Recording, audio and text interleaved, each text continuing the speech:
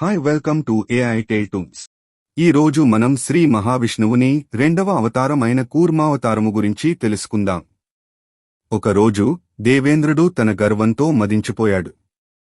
దుర్వాస మహర్షి ఇచ్చిన పవిత్ర పుష్పమాలను గౌరవించకుండా ఐరావతం మెడలో వేస్తాడు. ఐరావతం ఆ పుష్పమాలలను తన కాళ్ల కింద వేసి తొక్కేస్తుంది. దుర్వాసుడు కోపంతో శపించాడు. నీవు దేవుడివి కాబట్టేనా ఇంత అహంకారం? నీ గర్వం వల్ల దేవతల శక్తి నశించిపోతుంది. దీంతో దేవతలు బలహీనమయ్యారు. అసురులు స్వర్గాన్ని ఆక్రమించారు. తమ శక్తి కోల్పోయిన దేవతలు బ్రహ్మను ఆశ్రయించారు. బ్రహ్మ వారిని విష్ణువుని వద్దకు తీసుకెళ్లాడు. విష్ణువు చిట్కా ఇచ్చాడు. క్షీరసాగరాన్ని మథించండి, అమృతాన్ని పొందితే మీ శక్తి తిరిగొస్తుంది. మజ్జిగను చిలికితే వెన్న ఎలా వస్తుందో అలా క్షీరసాగరాన్ని మతిస్తే అమృతం లభిస్తుంది. అయితే ఆ సాగరాన్ని మథించాలంటే ఒక భారీ పర్వతం అవసరం. అటువంటి పర్వతాన్ని మథించేందుకు దేవతల శక్తి మాత్రమే సరిపోలేదు.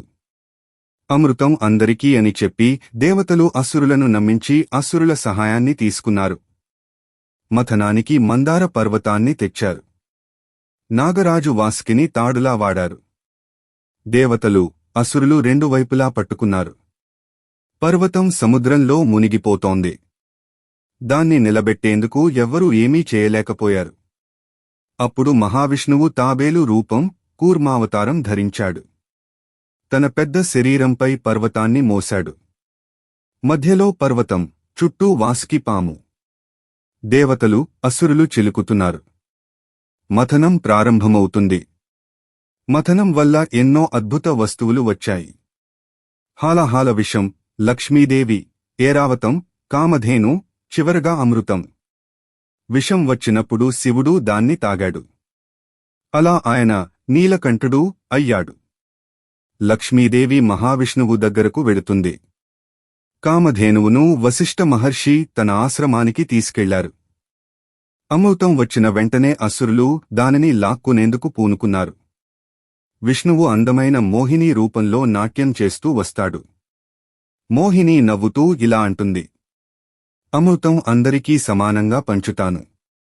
ముందుగా దేవతలకు, మిగతది ఇంకా నేను మీ సొంతం. అసురులు నమ్మి కూర్చుంటారు. కాని ఆమె మాత్రం అమృతాన్ని పూర్తిగా దేవతలకే పంచేస్తుంది. చివరికి అసురులకు దక్కే అమృతం ఏమీ మిగలదు. దేవతలు మళ్లీ శక్తిని పొందారు. స్వర్గాన్ని తిరిగి పొందారు. అంతా మహావిష్ణువు కూర్మ అవతారం వల్లే సాధ్యమైంది. ఈ కథ మనకు చెబుతుంది, గర్వం పతనానికి దారితీస్తుంది. సహకారం, బుద్ధి ఉంటే ఏ గొప్ప పనినైనా సాధించవచ్చు. విష్ణువు ప్రతి అవతారంలో ఒక అవసరాన్ని తీర్చుతాడు. ఈసారి స్థిరతను ఇచ్చాడు. అందుకే ఈ అవతారాన్ని కూర్మ అవతారం అంటారు. అంతేకాదు, మనం వచ్చే ఎపిసోడ్లో భూదేవిని రక్షించేందుకు మహావిష్ణువు తీసుకున్న వరాహావతార కథను తెలుసుకుందాం. ఏఐ టేల్ టూన్స్కి ఇప్పుడే సబ్స్క్రైబ్ చేయండి. జ్ఞానపు ద్వారాలు తెరవండి. Subscribe now and stay blessed.